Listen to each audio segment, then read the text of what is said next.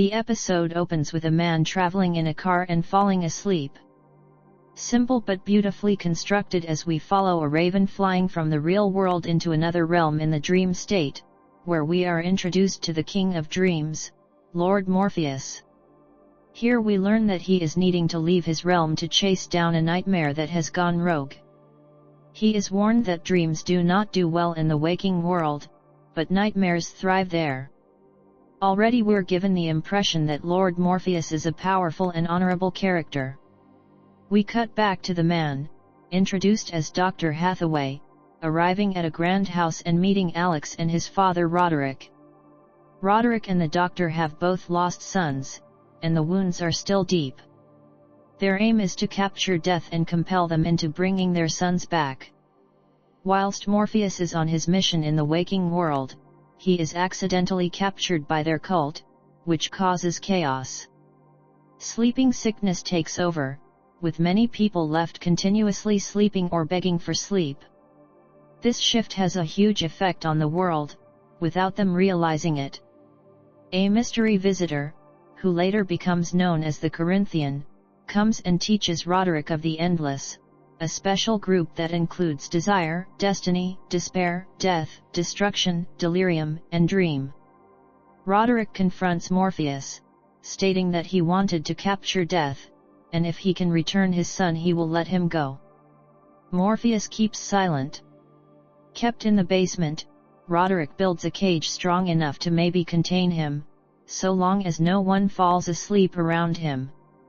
Taking his belongings, which include a bag of sand, a ruby necklace, and a mask, using these tools for himself. Now in the future, we cut to an older Alex, working at his father's party. Alex's character is a lot weaker and softer than his father's, and as we watch him go into the chamber where Dream is kept, we can guess he's going to be the reason Morpheus escapes. Alex tells Dream he would let him out, and Roderick hears, dragging Alex from the basement and threatening to kill him.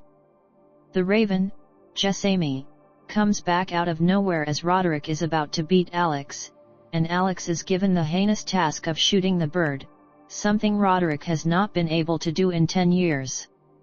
A mixture between CGI and a real bird, the bird manages to evade Alex and in doing so, sets the house on fire, causing a distraction so she can get to her owner Morpheus and try and set him free.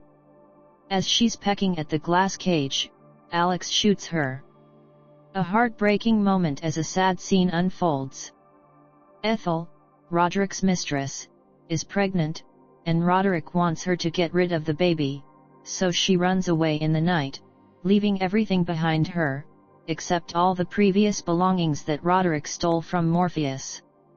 9 months later she gives birth to a baby boy, Jonathan, and we see her playing with the ruby necklace. The build-up of hostility and hatred between Roderick and Alex finally leads to them fighting, and Alex knocks his dad into the glass cage, where he hits his head and dies in front of Alex and Dream. His last words are, "You're never getting out of here." Morpheus reaches out to Alex, and there is a definite connection between the two. Whether this is true or a hoax for Morpheus to set himself free, we're not sure.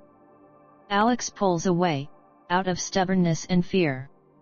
We cut many years forward in time where an old Alex is seen talking to Morpheus and explaining to him that he never wished for his power like his father did, but he only wanted to be free of him. Finally, one of the guards falls asleep, as we were warned, and Morpheus goes into his dream and manipulates the guard to shoot the glass cage, freeing him. In a hue of blue swirling light, he is lifted into the light. In the closing 10 minutes of the episode, Morpheus comes to visit Alex, giving him the gift of eternal sleep. The torture of sleeping and sleepless nights has come to end, and the Corinthian feels the shift. Morpheus returns to his realm, but it is not as he left it. The beautiful world we saw in the beginning is destroyed, it's decayed and crumbled, as if it's ruined and wrecked. His people have left, abandoning him for the real world. He vows to bring them all back. The episode ends with the giant walls of the dream world closing slowly.